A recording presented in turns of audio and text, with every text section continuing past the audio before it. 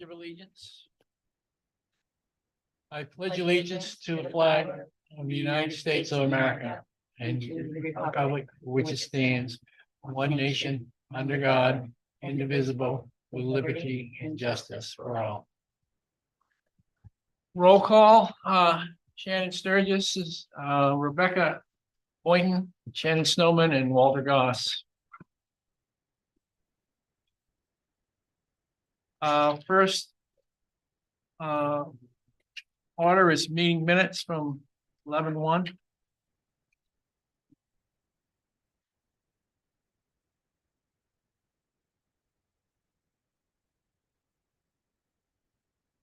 I make a motion to accept the meeting minutes as is. For 11:1. All those in favor? Vote. And please make So- sure you use your microphones because people can't hear us online. There you go. You got it. That's right, the systems were fixed. So Heathwood Cannabis Retail, Yes. you're on. Yeah, Your- Make sure you press the little button there. Make sure it turns green on the microphone. Your name and who you are and all that good stuff. Yeah, my name is Joseph Ferry. I own Heathwood Company. We are proposing to open a cannabis store here in town.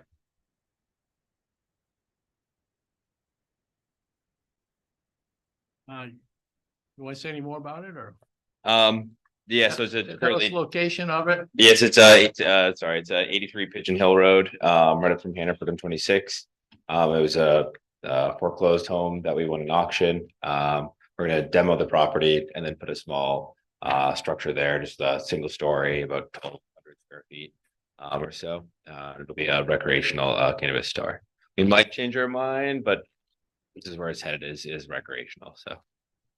And you said, Ryan, because of the size of it at this time, it didn't require what, like a full site plan review? Yeah, so when you get over an acre, you run into some DEP rules with drainage and such, which we didn't run into in this one. And then there's also certain sizes in our ordinances, you'll run into a major review. So this is a minor review, so it requires a lot less than a major. But we'll see one later that's major where it requires engineered plans and site plans and stuff like that. What the applicants provided is a set of architectural plans for the building. Well, let's go over the application. I'll take it page by page. Questions 1 through 4, 5. Any comments? No. Complete. Questions 6 through 9. I will say there were more abutters than what's listed here and the price was a little higher. That's just what the applicant filled in. So I believe there were 12 abutters and it was $8.53 a mailing. So just a point of clarification there. And I did attach those to the end, the abutters. Is that the updated list? Yeah, the one at the end would be the updated list of who we actually sent it to. I know butters commented or I've shown up, right? We sent an extra one, so that one called to let us know they weren't within 500 feet, but we didn't charge the applicant for that one. That was a staff error. But other than that, yeah, no comments. 6 through 10 then complete. Questions 11 through 17.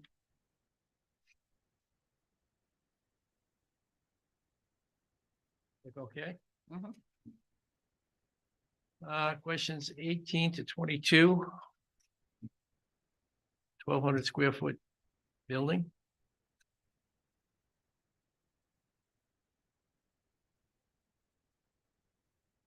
Okay. And questions 23 through 25. What, do we have details on the proposed construction schedule? Yeah, I had left that off when I submitted to Ryan and then I resubmitted with the proposed schedule. It should take about a year, depending on how things go through town council and everything. We wouldn't break ground until probably March and then would be looking to get final certificate of occupancy by about November or December. 2025. 24 would be the goal there. With its size, this is something we've already done, remodel our store in Portland. So it's very familiar anyways, and it's a small size, so the project should move along very quickly. So this is your second store or? This will be our third. We have one medical, one adult use. Medical is in Wyndham, adult use is in Portland. And then yes, this will be our third. All right. Can I have a motion of completeness on the application? Motion to approve.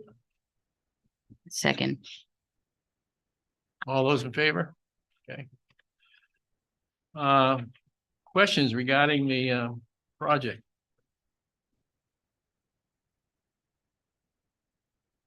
Yeah, if you continue on through your packet, you'll see a rough site layout with the approximate location of the parking and the septic. They do meet the parking requirements in the ordinance by a significant amount.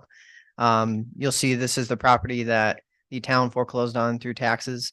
And it was bought by this company to do this store. You'll see the tax map showing where it's at on 26. Another aerial view showing its proximity to other businesses. And then you'll have a full set of architectural plans with the layout of the building. For the approval of the application, does it matter if like we're approving it as recreational and then they change it? Does it have to come back to us for reapproval? It does not. Our ordinance covers each license gets one of each type of store. So if they wanted to build another store, yeah, they'd have to come back to us for site plan review. But in terms of our ordinance, it doesn't matter which one. Where it matters is on my side, once the Office of Cannabis Policy sends me some documentation I have to sign and verify, that's when they'll have to specify which type of store they are. This is our fourth retail store, so we're the last Fourth and one. last. Yeah, we only allow 4 licenses under our current ordinance, and this is the 4th one. And there's no surface water drainage noted because it's so small. Yeah, it's because of the total footprints under 1 acre. Yeah. It's interesting when you look at the codes in the International Building Code, it requires architectural plans for buildings if it's going to be over $50,000 worth of a project. So that's why we have those. But in terms of site plan, again, that falls under ordinance and site plan review. And you are correct. It doesn't meet the footprint requirement. So based off of this application, it doesn't really look like what should we be factoring? Like, do we have to consider any conditions? The conditions I would recommend would be no outside storage, approval from Maine DOT. So the Maine DOT are the ones who are going to tell them whether or not they need a traffic study, feasibility of the entrance. There was a house there before, but this would be a change of use. So the use is intensified, so you need that reapproved. You've contacted Maine DOT? Yes, yep. Okay. Yeah, I'm just waiting on their response. Yeah, and so if there's something that comes from that, and they have to change around the site plan, they would have to come back for an adjustment. But if not, we'll just never hear about it again. But that I would recommend that condition, that they have to have that approval, and I will require that before building permit too, just to verify because, again, that's something we need to verify. And then those would be the only conditions that I could see. We have an ordinance that governs the hours that cannabis stores can be open. So we don't have to really put any stipulations on for that. There's already plenty of parking according to the site plan. So, we don't have to do any sort of condition around that either. With that said, I make a motion to approve the application for site development for Heathwood Company LLC with the condition of no outside storage and approval from Maine DOT. Second. All right, all those in favor? Let's vote. Congratulations. Thank you very much. I appreciate your time. Next item of business is solar array extension.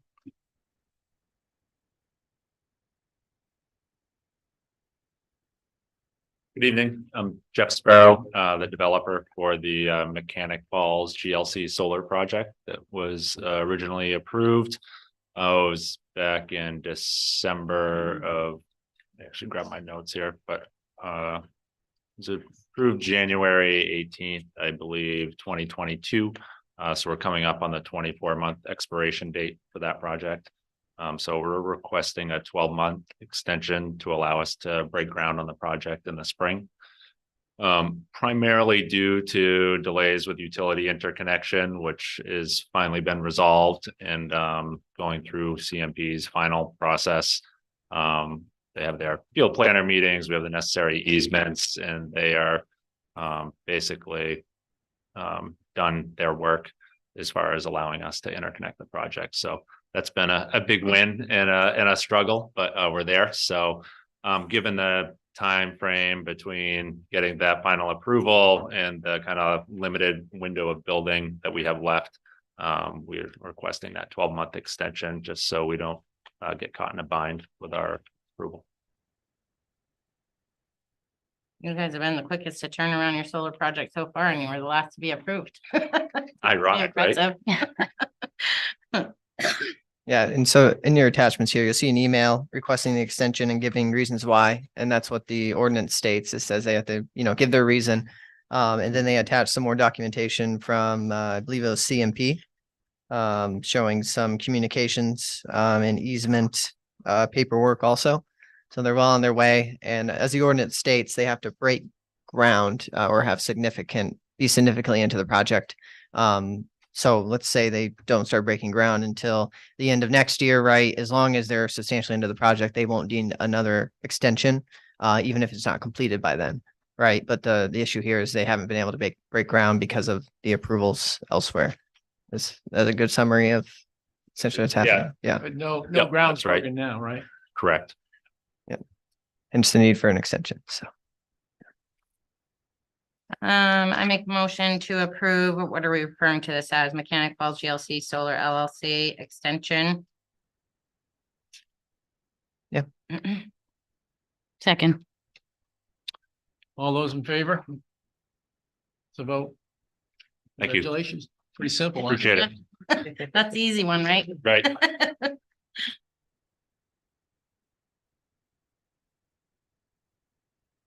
So next order of business is Loiston Solar Array new project. So for this one, you're going to open up the folder you have in front of you. And that's going to have a lot of the information for the project.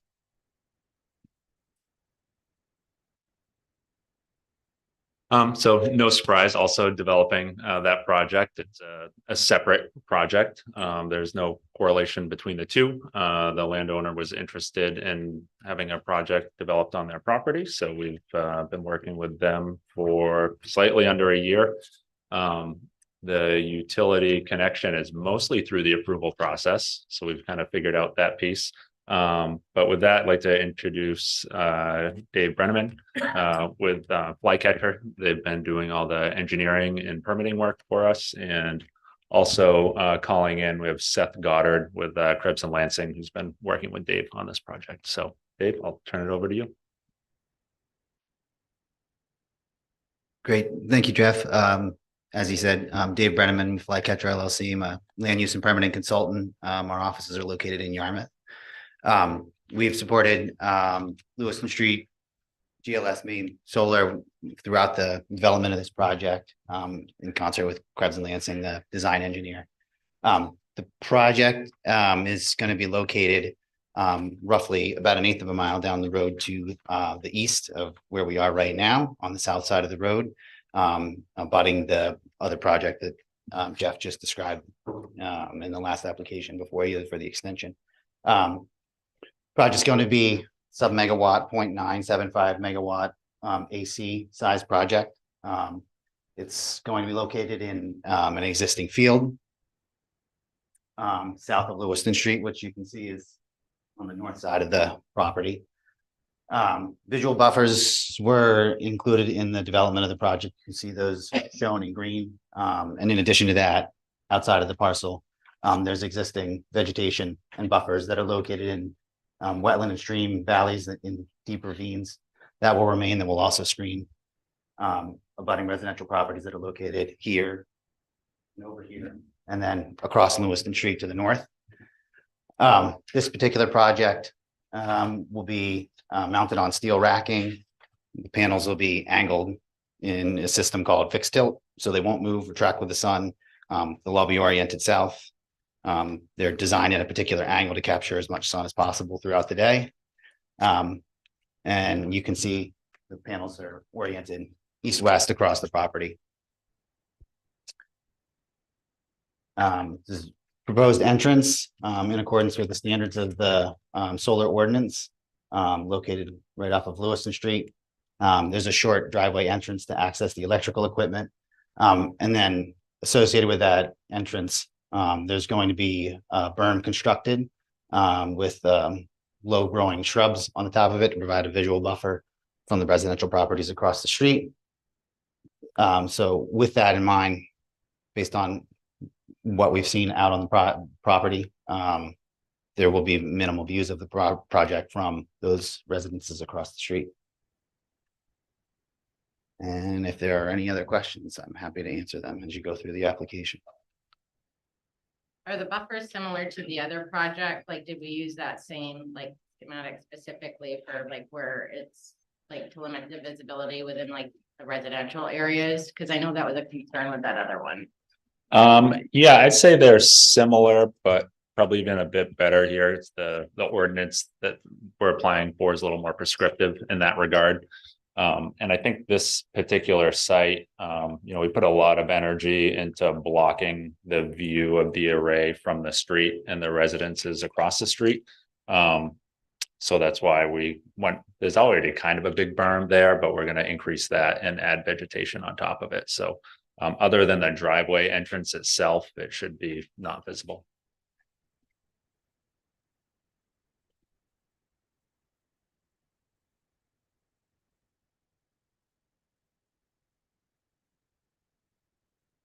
Why wasn't this one brought up with the same, when that last one was brought up? Cause I see it's the same property owner. They're similar property owners. The property owner is Michael Baird, and he was pleased with the first project and how that went. And so he offered to develop a project here.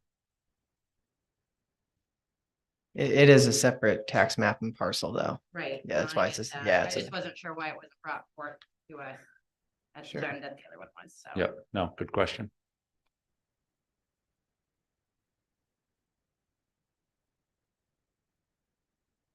Want to go through the application? Sure. All right. Questions 105. Pretty straightforward. Questions 6 through 10.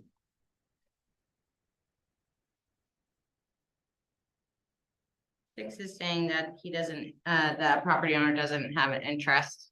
Am I reading that right? Property owner doesn't have an interest, or the applicant doesn't have an interest in abutting property. I know that's, the applicant is technically not the owner though, right? But there is an interest with that abutting property, correct? Yeah, the applicant is Lewiston Street GLS ME Solar LLC. It's a different LLC than the other solar array. So technically, again, the applicant doesn't have interest, but you're right, it's the same property owner. So is this a different company then? Yeah, so every solar project for the most part is developed under like a special purpose entity. So it's its own LLC. So the project is owned by that LLC. Green Lantern's developing it. But the landowners are even separate between the two properties. I don't know if that's similar to like, say, somebody was developing a apartment building, they would probably put it under an LLC. Yeah. Same idea.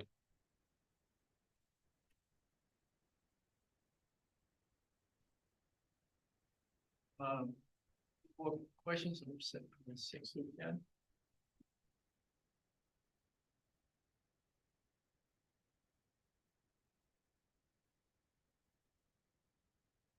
This is fall under our I tried to find our ordinance in the online today, and I Yep. couldn't find it. But this is fall age. This is a large. Yeah, this is a large scale. Yeah. Yeah, the applicant and I, maybe a month and a half ago, were on the phone going through the ordinance line by line to assure the compliance, and they had most of the plans completed already, but we went through that little by little, and it is large scale. Questions 11 through 17.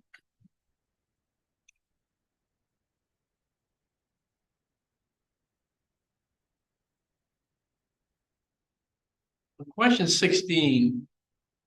I don't think this is significant, but I'm gonna bring it up anyways. It is on a mapped aquifer by the state. It's not, you want to go into that, Ryan? Yeah, so there's two different topics here. There's the map aquifer and then there's an aquifer overlay district, right? And so what Walter's going towards is a mapped sand and gravel aquifer essentially maps out where there may be water. So if a municipality wanted to put in a well to supply water publicly, they could do that. So we have an overlay district near Five Corners, near the intersection of Poland. So at the opposite side of town of this project, where we use that water for public use. And it comes all the way down 11 into town. That's where we get our water from. Well, essentially, that's a mapped overlay district, and you have to be very careful about how you develop in it, right?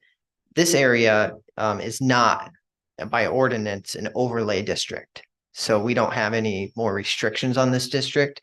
But Walter is correct that it is a mapped sand and gravel aquifer, which just means that there might be potential for water use, but we don't use it. We have no public wells here or anything of that nature, so we don't classify it as an aquifer overlay district.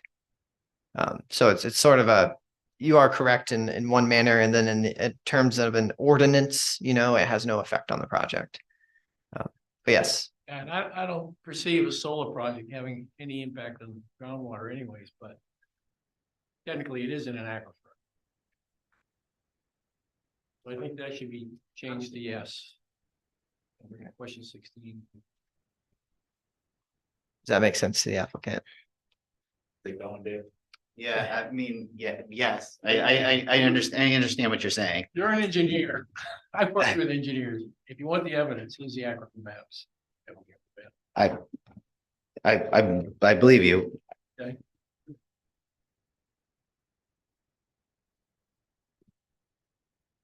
So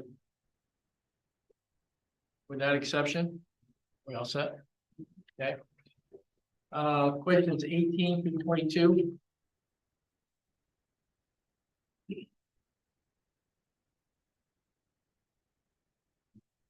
Any comments? Questions 23 through 25.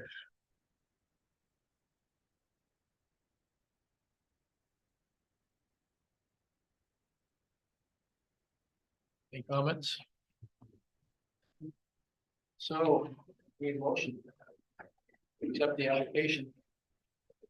I'll make a motion to accept the application for Lewiston Street GLS Main Solar LLC with the modification of question 16 being modified to yes, as it is in the proposed map sand and gravel aquifer.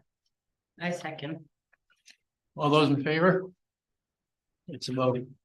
So the application is accepted.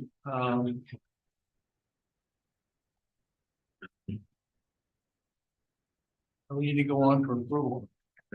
Yeah, so condition wise, you'll see on the last page of their application, permits from the DEP and Maine Department of Transport will be submitted to the town upon receipt. That could be a condition, just like the last application where we put the MDOT or the Department of Transportation entrance permit. Other than that, I don't see any other conditions. Did we hear from any abutters, or maybe this gentleman might wanna say something? Like, have we heard anything about this? So, Large scale? Phone call wise, I received one phone call from someone across the street down the road, wasn't able to make it tonight. They were just wondering what it was about. They didn't have any objections or yes or no's or anything like that. Yeah, that's the only public comment I've received. Yeah, you're welcome to speak if you like. I don't have any, I don't wanna hold anything up. I just had questions about, but I mean, we could probably talk about it, but how it's impacted property value elsewhere, of abutting properties. Like, how will that impact if I decide to sell while that solar array is in place?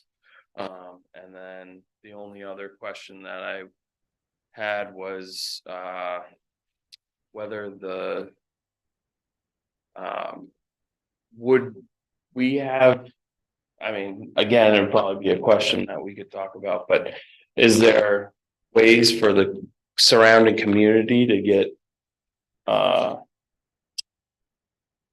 solar from the array? So I don't. Is that to I you? can speak to those. Yeah. Yeah. To the first question on property values, there's a lot of different studies out there. For these small, I'd qualify this as a smaller kind of commercial project. There's kind of no evidence shown that it affects property values either up or down.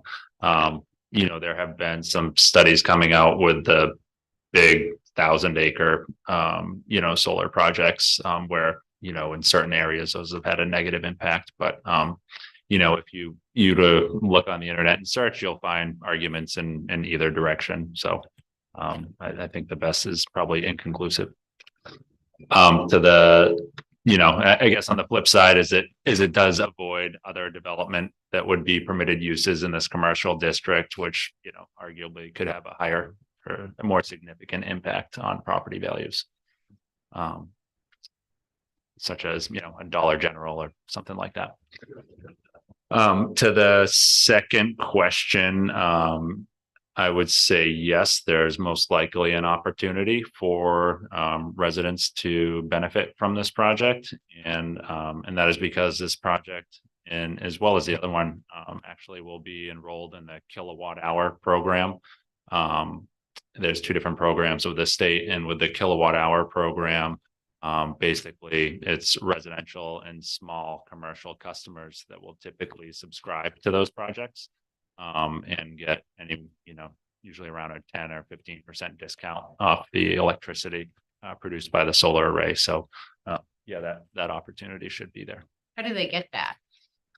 It's done through billing and CMP system. So basically, let's say a dollar worth of energy is generated at the array, and you as a customer have subscribed to that dollar's worth of energy. You would get your CMP bill would be reduced by that dollar.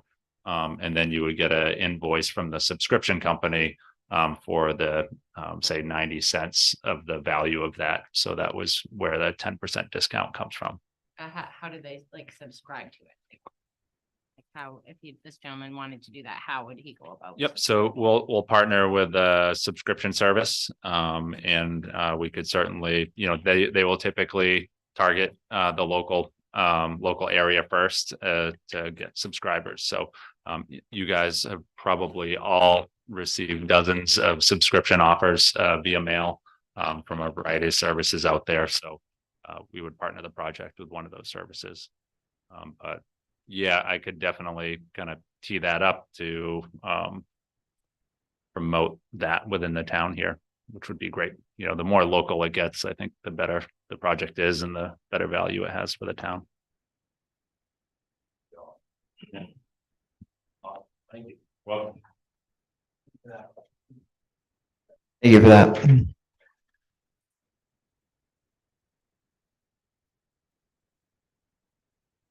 All right, any more questions, comments? If not, you can have a motion for approval with those items that Ryan brought up. Do you see there being any issues from a taxpayer perspective, more so from just because this is technically a smaller commercial scale project? I guess I feel like I don't think it would be a concern if it wasn't visually, I'm just nervous that we're gonna put something through and then everybody's gonna go crazy. Not do we open it up to a public hearing or no, or do we just say we've approved 3 or 4 already? And Yeah, so how that works from a planning board perspective, we look at the zoning and the ordinances. So the zone this is in is Lewiston Street Gateway, which is it's a quasi industrial zone. So for example, if you wanted to build a house in this zone, you would have to come to planning board because it's a special exception. Meaning that this zone is actually meant to be turned into warehouses, a lot like what you see down by Walker Road. commercial industrial operations. And again, that's the zoning that we're dealing with here. And so when this ordinance was made, they decided that this was one of the zones they would allow that in. And I understand that, there are residences in the zone also, but that's why we implemented the buffering. So they have to have so much buffering on every side of trees. And then also from the road, there's a buffer with the mound of land that's going to be built up. And then they also have to be at least 200 feet from residences with certain parts of their field. So that was all built into our solar ordinance to kind of help that, because before we had the solar ordinance, you could pretty much do whatever, right? I mean, as long as you're not violating a state statute, there might be some state rules they'd have to follow. But essentially that's the purpose of our ordinance, is to establish those boundaries and say, look, if you're stationed there at the front by the entrance, can't be within 200 feet of a residence. And then we have other buffering requirements, and you'll see that all the trees are being left all the way around to buffer from that also. And they have those lines on their plans of where they're allowed to cut and where they're not. So yeah, it's definitely a concern, but it's something I think that was taken up when we made the ordinance to put those parameters in place. Some of them are, it's a very technical ordinance. It was made by a planning professional. And so we just got to kind of make sure they follow those rules. Yeah, so if you want to look at that plan, you'll see the trees around, and you'll notice some dotted lines that have some buffering around. Some of them are labeled 200 feet from residence. Some of them are labeled, 75 feet from a stream, all sorts of stuff like that. So yeah, they're not allowed to just clear cut the lot and put in the solar field. So I can clarify a little further. The 200-foot buffer that is being referred to is for noise producing equipment. So all of the noise producing equipment associated with the array includes the electrical equipment, the transformers, inverters. Those are all located at the end of the gravel access road. Then that's solely for ease of construction and operations and maintenance procedures as they need to be done throughout the operation of the project. Those are all cited at least 200 feet from any abutting residences. So there's limited to no opportunity for any kind of noise from the facility to be transmitted across the residential properties. The other buffers that were referenced, setbacks from the streams, those are under state statute. You have to apply for a permit by rule to be adjacent to those areas to clear within 75 feet of the stream, which we'll be doing with the Maine Department of Environmental Protection. It's a fairly simple process. You submit in a notification form as long as you meet the standards that they have outlined in the Chapter 305 regulation. Then you qualify and you can proceed with your project 2 weeks after you submit that notification. Thank you. And just one more point, the zone we're dealing with here is meant for, again, warehouses, industrial buildings, stuff like that. Yeah. So there's a 10 to 30 foot vegetative buffer. There's 30 feet on one side and 10 foot on the other. And is that because there's, like, why not just make a 30-foot buffer all the way around to make it aesthetically pleasing all the way around? Is it just because of where there's residential homes on the 30-foot side and just property on the other end? So the buffer was determined based on the layout of the site relative to the abutting residences. So there's abutting residences to the north and then to the east and the west on the northerly portion of the property. The property to the land to the south currently has Central Maine Power utility line that runs east-west across the field. Also Maine Central Railroad line. And then south of that line, their abutting landowner is actually owns another piece of property. It's the same landowner as this one. So the goal of the site design was to maximize the buffers where there was abutting residences, and then where there was not, we tried to utilize that space for additional solar panels so that we could meet the output capacity that we were targeting for the project. Thank you. And the decommissioning plan still follows, like, we go with the state statute, right? If I remember right, is that what it was? Or do we have ordinance built in for that? Oh, it's built into our ordinance. They may have mimicked state statute when they made the ordinance, but the only concern I would have is the ordinance and how it's written. You looked at that though. Yeah. like, all Yeah. of these. Line by line, Okay, every line of the ordinance. all right. Oh, it's, I remember they have to put a bond up or something, or, Yeah. yeah. Yes.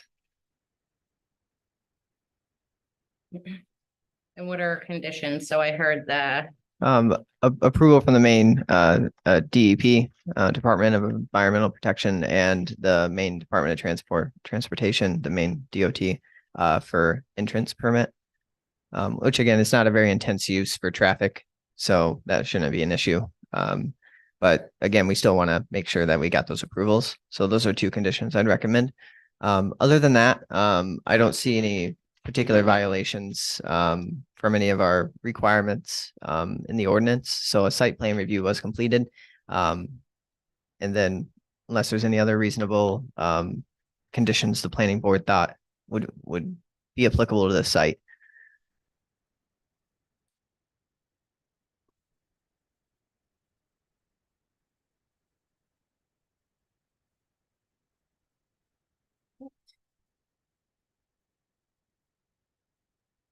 We ready to do a motion? sure. I make a motion to approve the Lewiston Street GLS Main Solar LLC application for site development. Do you want to put those? With the yeah. conditions of the main DEP approval, main DOT approval. Thank you. Tired. Second, Okay, been motion and seconded. All those in favor? It's a vote. Okay. Congratulations. Congratulations, Jeff. There we go. Thank you. thanks for your time, guys. Yeah, thank you very much. So Ryan, you're on. All right. Last part, ordinance changes. Last week was a lot. We had a lot of ordinance changes. I didn't want to just keep tacking on because we were at the end of the day and I know we all wanted to go home. So this week I wanted to bring the last of those. So going from here, I want to make any last adjustments to go be paired with LD 2003 for now. And then we can run into Shoreland after New Year because we have to do some adjustments there. And then we can go into what we talked in with a joint workshop with the council, which is going through our ordinances section by section, right? So that's kind of our outlook for the next year, and that's going to lead into the comprehensive planning process. So it's going to be pretty intense for the planning office and anyone who decides to join the comprehensive planning committee. And then we'll have to have an implementation committee after that, right? So the comprehensive planning process takes about 1.5 years, 2 years maybe, depending on the speed we go in, and then we'll have to implement. But with that said, and I have 2 ordinances I'd like the planning board to consider to pair with these LD 2003 changes. All right. So what would you guys like would you guys like a signed copy before you go? Yeah. Sorry. Going back to the site plan review on the page I pulled up, there's a spot for the planning board to sign with the approval.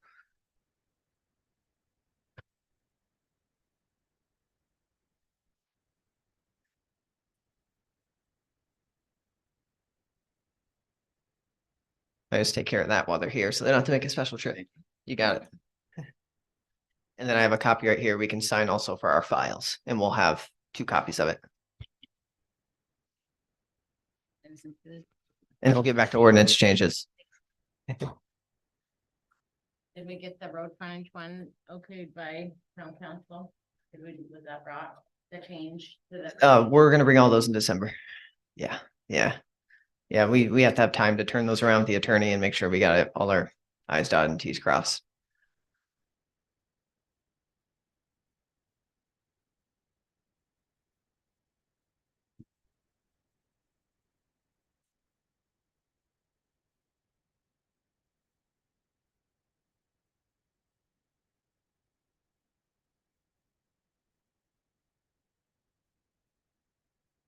Thank you very much. Thanks. Thank you. All right, so these are 2, and these are not required, okay? These are just my ideas as a planner. Okay, so I do planning and for the town and I make sure that we have everything in order. Something you saw was a density multiplier for affordable housing. If someone has at least 50% of their units affordable, they can get a 2.5 times density multiplier and parking bonuses. That got me thinking, how could we incentivize developments that we want? It's kind of building off of this idea that the state brought to us because the state wants affordable housing. I kind of thought, what do I hear from everyone here and your concerns about residential development and what can we do to incentivize residential development that's going to be low cost on services and good tax output, and also incentivize developers to want to do those sort of projects. So what I'm proposing is the planning board consider a 2.5 times density multiplier for elderly housing, targeting ages 55 plus. The reason why is to incentivize developers when they look at our ordinances to say, what sort of housing do I want to do? And you can do, essentially, they're going to look at our ordinances and say, I could do apartments, or, single family homes, whatever their development is, condos, whatever else. And I can do it at, let's say, 1 unit an acre, right? Depending on the zone. Then they look at affordable housing and they say, wait, I can do a lot less parking and 2.5 times the density if I do affordable, right? And that's the incentive. So I'd like to hear some thoughts on what if we offered the same multiplier 2.5 times, not the parking requirements, okay? Of 2.5 times for age 55 plus housing. Again, giving the developer another option to develop something that would be low cost of services and may incentivize them to go that avenue. Okay. The other density multiplier that's kind of on the back burner is owned housing, meaning particularly towards condos and townhomes instead of rented owned. If you agree to sell the units individually, you could also get the same multiplier. So it encourages developers to develop owned housing for the community. Okay. So I can't go into hows and whys legally, but I did contact our attorneys and I asked the question. I said, hey, is this legal? Because I don't want to break fair housing laws. And I want to make sure we follow the rules. So you like the idea, you don't like the idea. I'd like to hear some thoughts on those multipliers. Because if we were going to do those, it would be ideal to do them at the same time we're implementing an affordable housing multiplier. And my comment on it is that people over 55 don't have kids in school, which is the big burden for towns like us. Not that I don't love kids, because I do, but they also are very expensive in the school system.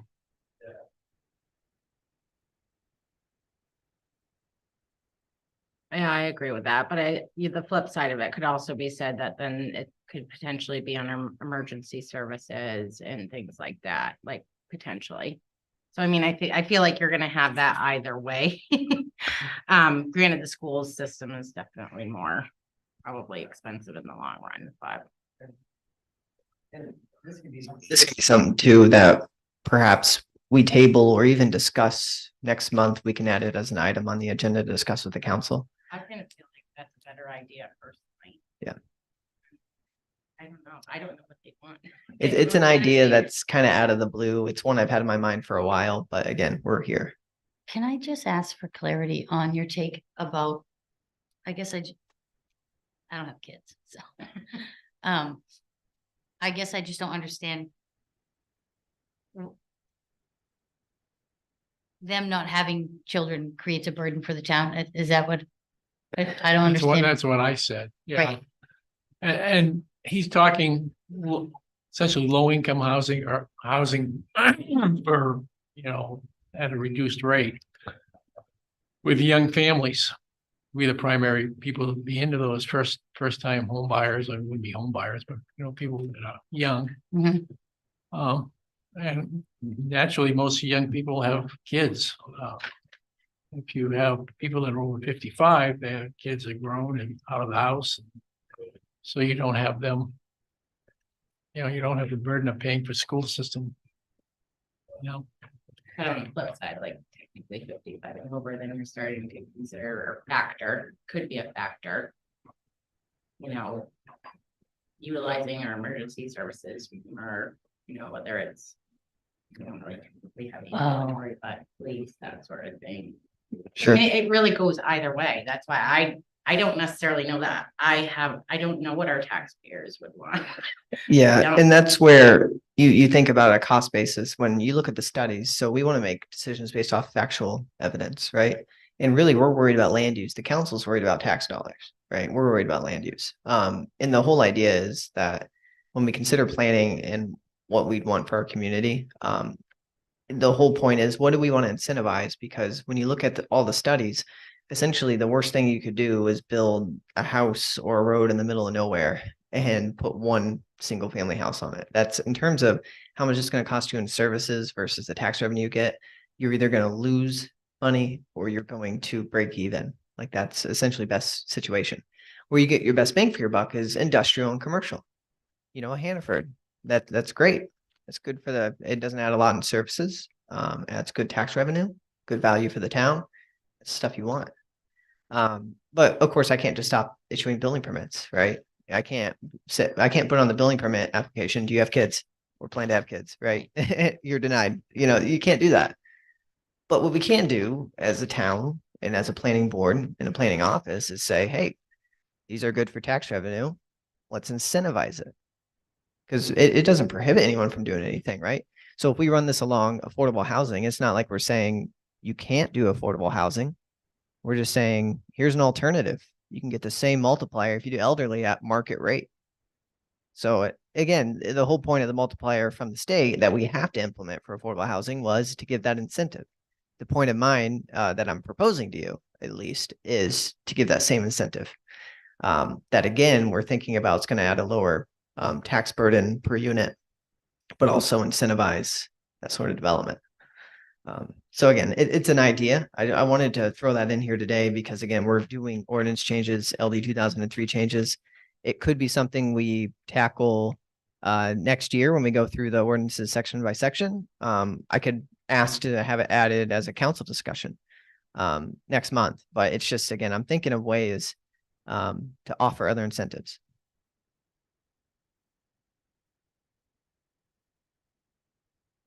And in a sense, we saw an ordinance last week that encourages commercial development at 1,000 square feet of land area per principal use in downtown business and highway commercial. Same idea. We want a lot of commercial uses. So anyways, that's the idea. No decision has to be made today, obviously, but we could kill it. We can discuss it with the council. We could wait till next year. I think I agree with Shannon that council ought to give some input to that. So. Sure. Fair enough. Absolutely. Okay. I just don't want to see taxes the reason that we wouldn't provide housing for our elderly. Do you know what I'm saying? Like, does that make sense? Sure. Or am I just accepting this wrong? Well, it's kind of a dual purpose. When you look at what we need as a state, we are an older state. We need housing for people age 55 plus. That's a hard fact. Yeah, there's a lower crime. There's all sorts of statistics around age 55 plus housing and the reasons why we would want it. And again, we can't force a developer to do something. If you just say we allow affordable housing in this area and don't give any incentives, who's going to do that? Who's going to say, yeah, I'll take a cut on how much I make, maybe a philanthropist, but you don't see it, right? People build apartments for as cheap as they can and develop as cheap as they can and charge as much as they can, right? I mean, that's economics. What can we do as a town to incentivize it? We can say, pretty please do only age 55 plus, or we could say, hey, if you do it, right, you can make a lot more because we're going to give you this huge incentive over here to do it. So again, it's an idea, but you are right. Talking from a tax dollar or planning perspective, the needs of society, the needs of our town. I mean, we're an older county. The counties that are growing I was just at a training today or a workshop day at AFCOG, and they said that, of the counties that are growing, Androscoggin County is growing, but our share of the population in the state is declining because people are mostly coming into the very southern part of Maine. So we actually don't have a whole lot of growth up here. We are still growing, but our share of the population is declining in our county. So anyways, all that to say, I do agree with your point. To his point, you're not telling people they can't do it, you're Right. just giving them incentive to do something Yeah. different. Absolutely. So, yeah, and so based off of the conversation today, I can ask Vic if we can add it to the council, agenda to discuss it. And then we can come back later, circle back around and, choose whether or not we want to add it in, or maybe they have some sort of other structure we could do. It is approved through attorneys that, we can do it. The reason I'm bringing it up now instead of next year is just for the reason of we're about to put in a 2.5 times density multiplier incentive for affordable housing. So I just thought it'd be a good time to add that at the same time. With that said, aside from that, we can consider that one done if you'd like to go to updates. Yeah, Yeah. I just want to make sure before I just jumped into it. One update, again, the training from today from AvCog. They did have a shoreland zoning training session about different ideas there. So I will be in contact with Colin Clark from the Maine DEP. He's the shoreland zoning coordinator.